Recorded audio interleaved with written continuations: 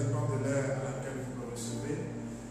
Et en ce dimanche des rameaux, je veux demander au Seigneur de vous bénir pour ces quelques minutes d'échange, de partage, afin que nous puissions optimiser cette semaine sainte. Je ne sais pas, bien-aimé de Dieu, si dans l'histoire de l'Église, on a connu un temps de carême où il n'y a pas eu de dimanche de rameaux célébré avec l'église ouverte. Il n'y aura pas de vendredi saint, tout le monde est dans la rue. Il n'y aura pas de dimanche de Pâques avec les ferveurs, les chants d'Alléluia qui vont retentir dans les différentes églises. Je ne sais pas, mon jeune âge ne me permet pas de connaître l'histoire, je l'ai interrogé, mais je ne l'ai pas perçu, je ne l'ai pas vu. Il me semble que si ça a existé, ça va être rare. Sinon, c'est pratiquement la première fois que l'Église, que l'histoire de l'homme connaît une semaine sainte où nous ne sommes pas dans les églises sont fermées. Et je dis que c'est une grâce aussi. C'est une grâce parce que nous devons nous questionner. Nous devons nous dire pourquoi les églises sont fermées partout. En Afrique comme ailleurs, en Italie, le pape célèbre en privé, les évêques célèbrent en privé dans les cathédrales, les prêtres célèbrent en privé dans les chambres. Et les nombreux fidèles sont obligés d'assister aux messes par radio, par télévision. C'est extraordinaire de faire la communion spirituelle. Et c'est du jamais vu. Et ça nous amène à revenir sur terre. Ça fait combien d'années je vais dans la rue pour célébrer la Pâque? Combien d'années je remplis les églises? J'ai particulièrement remarqué que les mercredis décembre et le dimanche et le vendredi saint, mais toutes les rues sont inondées. On se demande, mais est-ce qu'il y a tant de chrétiens? Est-ce qu'il y a tant de croyants? Mais comment on peut avoir tant de personnes qui croient en cet événement et notre monde est tel qu'il est? Et donc, pour une fois qu'il nous arrive d'être confinés, je me dis, c'est un temps particulier de grâce. J'avais dit que c'est le moment de vivre en esprit et en vérité, de prier en esprit et en vérité, de communier avec Dieu en esprit et en vérité. Mais je veux aller plus loin aujourd'hui.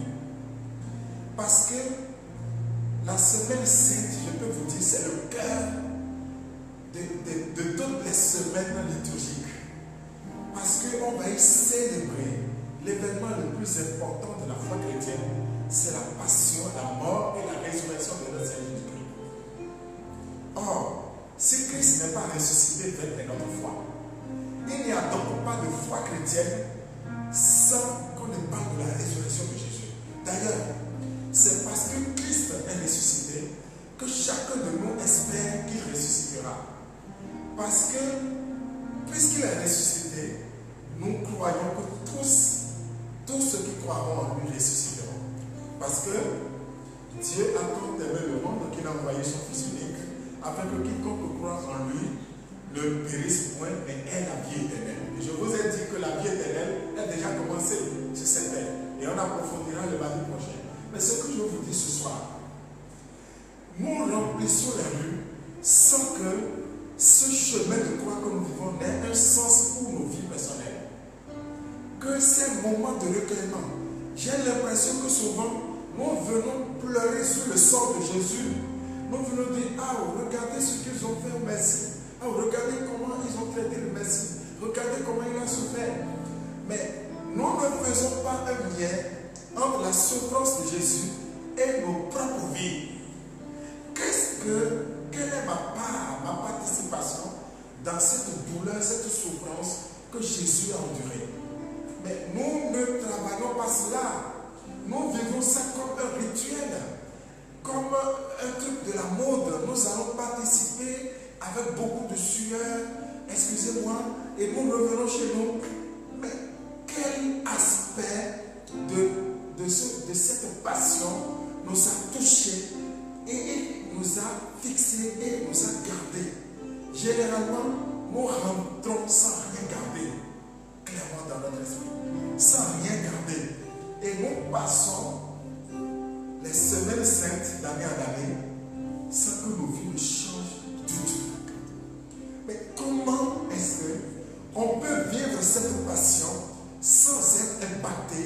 sans que nos vies ne soient changées. Écoutez, je vais vous dire quelque chose. Mais sur le chemin de la passion que Jésus vivait dans la réalité, mais on a remarqué que le soldat Longin, il s'appelle Longin, celui qui a transpercé le côté de Jésus, mais on a remarqué que lui, il a été converti. On a remarqué que le voleur qui était à droite de Jésus, lui s'est converti. Mais on ne parle pas de nombreuses autres personnes qui ont été impactées, pas ceux qui ont vécu la passion avec Jésus en direct. Mais comment se fait-il que nous, aujourd'hui, nous vivons cette même passion et il y a tant et tant de chrétiens, mais que dont la vie ne change pas? Je veux vous dire, bien-aimés de Dieu, Saint Paul, dans la lettre aux Romains, chapitre 12, à partir du premier verset, dit ceci: je vous exhorte donc, frères, par la miséricorde de Dieu, à vous offrir vous-même un sacrifice vivant, saint, agréable à Dieu. Et il ajoute, c'est là le culte spirituel que vous avez à rendre. Si celui que nous suivons, Jésus-Christ, nous marchons et nous méditons, parce que beaucoup de personnes ne méditent pas la passion de Jésus. C'est devenu une séance de sport et d'échauffement collectif où les gens vont s'agenouiller, se lèvent, mais ne se laissent pas pénétrer par la vie de cet homme Dieu. Les Juifs ont voulu sauver Dieu en tuant un homme, pensait-il. Mais en réalité, c'est Dieu qu'ils ont tué pour que par la mort de Dieu, les hommes puissent être sauvés. Mais je vous dis, bien-aimés de Dieu, si nous avons suivi cet homme Dieu qui a donné sa vie, nous devons être prêts, nous aussi, à donner notre vie. Nous devons être prêts à sacrifier notre vie. Nous devons être prêts à consentir de multiples sacrifices afin que ce monde puisse changer. Je vous en supplie, bien-aimés. Je voudrais accentuer ma parole sur la vie des familles. Je voudrais, parce que c'est dans la famille qu'on parle beaucoup plus d'amour. En dehors de l'église, quand nous venons dans les familles, le mari dit à la femme, mais je t'aime. La femme dit, moi aussi je t'aime. Et les deux chantent l'amour. Et ensemble, ils disent aux enfants, nous vous aimons, etc. Mais je ne comprends pas. Jusqu'où ton amour peut aller pour ta femme? Jusqu'où ton amour peut aller pour ton mari? Jusqu'où est-ce que tu es prêt à te sacrifier? Alors, est-ce que cette semaine sainte, pour une fois, va t'aider à évaluer ton cœur et ta vie et voir qu'est-ce que tu sacrifies pour qu'il y ait de l'amour, de la beauté dans ta famille? Qu'est-ce que tu peux sacrifier? Mais comment est-ce que tu peux choisir l'argent au bonheur de la famille? Comment tu peux choisir le sexe au bonheur de la famille? Comment tu peux choisir ta famille au bonheur de la famille? Comment tu peux choisir ton propre orgueil au bonheur de la famille?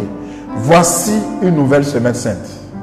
Et je vais vous dire que cette semaine sainte peut être différente de toutes les semaines saintes que tu as connues.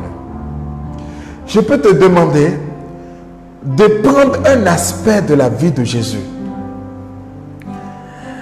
Moi, en ce moment, je me laisse traverser par une phrase d'Éphésiens 2. Et au contraire, il s'est dépouillé.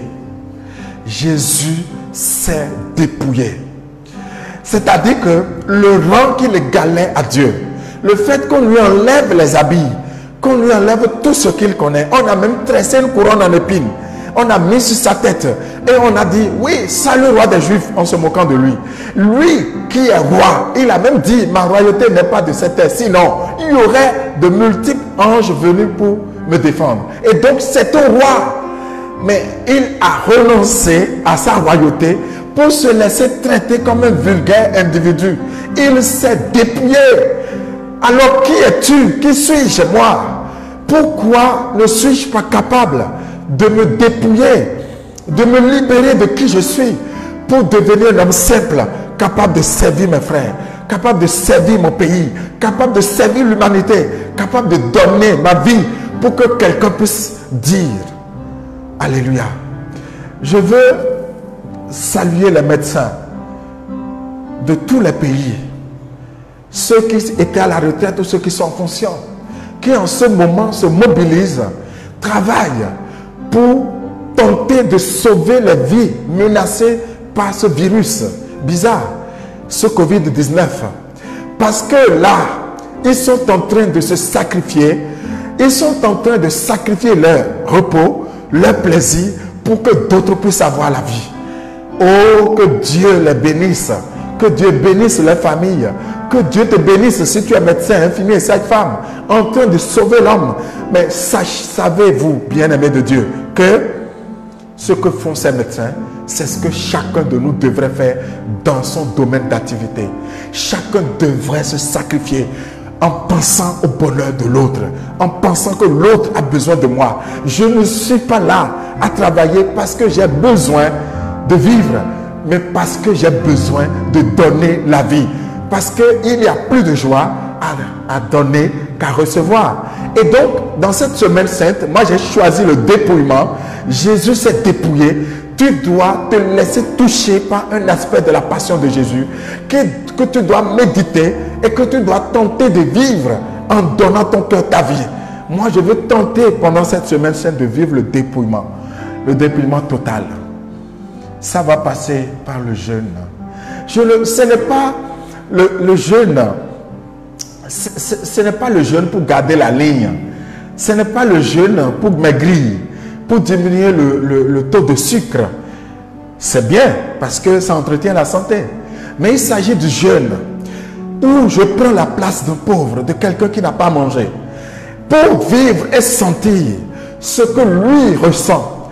Et je lui apporte mon repas, le repas auquel j'ai renoncé, le repas dont je me suis dépouillé, afin que lui, il puisse prendre ma place et manger et sentir le plaisir que je ressens en mangeant. Est-ce que tu es capable de poser un acte comme ça cette semaine sainte? Est-ce que tu es capable d'aller à la rencontre de quelqu'un qui se sent abandonné? C'est vrai que nous sommes tous dans le confinement, il faut être prudent, mais tu dois choisir ton mode de jeûne. Mais tu peux jeûner de téléphone, de réseaux sociaux et passer le temps à passer quelques coups de fil à des personnes, peut-être que personne n'appelle jamais, juste pour leur témoigner ton affection, pour leur dire combien tu les aimes, combien tu es proche. Ne serait-ce qu'appeler un malade pour lui dire, mais écoute, on ne peut pas se voir à cause du confinement, mais je prie pour toi, je te porte. Et un autre père dit, je vous salue Marie. Ben, pour ceux qui sont catholiques et qui peuvent dire, je vous salue Marie, mais pour ceux qui ne sont pas catholiques, de pouvoir élever la prière vers Dieu pour ce malade, c'est déjà un acte de sacrifice. Qu'est-ce que tu peux choisir? Ça peut être le jeûne de nourriture, c'est important, mais ça peut être le jeûne de parole, le jeûne de colère, le jeûne d'insulte, le jeûne de médisance, le jeûne de mensonge. Ça peut être le jeûne de la télé. Choisis, qu'est-ce que tu sacrifies en cette semaine sainte? Décide par exemple de lire la version de la passion de Jésus selon les 4 évangélistes. Comme ça, tu pourrais connaître la version de Saint Jean. Moi, j'aime beaucoup la version de Saint Jean qui apporte beaucoup de détails. Aussi parce que Saint Jean est allé jusqu'à la croix. Et donc, j'aime sa version. Et tu verras la version de Matthieu qu'on nous a proposée à l'église aujourd'hui. Tu pourras découvrir la version de Luc, etc. La version de Marc. Mais choisis qu'est-ce que tu vas faire. Mais ne passe pas cette semaine sainte comme tu en as toujours passé. Il faut que cette semaine sainte puisse changer et apporter du nouveau dans ta vie. Alors, je te prie, toi qui m'écoutes maintenant, c'est vrai, c'est un moment de recueillement, pas un moment de deuil et de tristesse. Je voudrais le rappeler. Recueillement pour nous rappeler que Jésus-Christ est mort pour nous. Et ce qu'il a fait n'est pas au passé. Parce que le sacrifice s'actualise encore pour nous. C'est-à-dire que tout se passe pour nous dans l'Eucharistie. Pour les chrétiens qui vont à la messe et qui prennent l'Eucharistie, tout se passe pour nous dans l'Eucharistie comme si nous étions au pied de cette croix, comme si nous étions là. Et donc, nous recueillons toutes les grâces. Et donc, en vivant à la télé l'Eucharistie, que la grâce de la passion puisse te toucher en réalité, pour que tu passes des multiples passions à l'unique passion qui est d'aimer Dieu plus que tout, de tout ton cœur, de toute ton âme, de toute ta force, et d'aimer le prochain comme toi-même. Je voudrais te le demander, parce qu'en le faisant, tu vas aller plus haut. Tu iras plus haut. Or, nous sommes des êtres faits pour être plus haut. Parce que notre Dieu est haut, il est élevé. C'est pourquoi il veut que nous soyons élevés.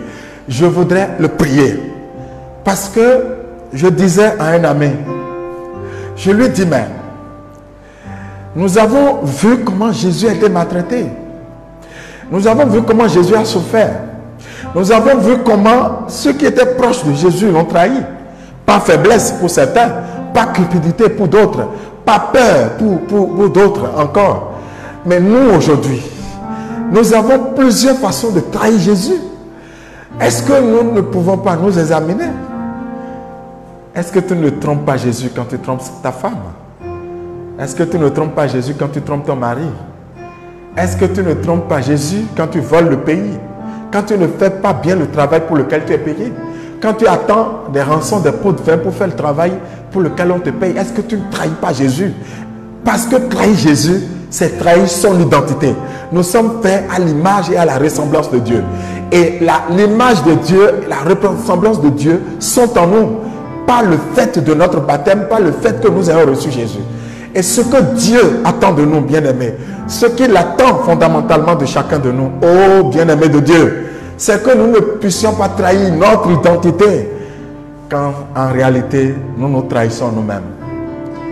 Nous nous trahissons nous-mêmes. C'est pourquoi aujourd'hui, ce dimanche des Rameaux, je voudrais demander à Dieu de nous accorder la grâce, de ne pas traverser ce dimanche, cette semaine sainte, comme quelqu'un qui traverse l'eau de bain sans jamais se laver et se rendre propre. Mais qu'en traversant cette semaine sainte, nos vies puissent être impactées, que notre esprit puisse se libérer de l'emprise de la chair, afin que nous puissions devenir des chrétiens authentiques, des chrétiens capables de porter le Christ, d'annoncer le Christ par la vie.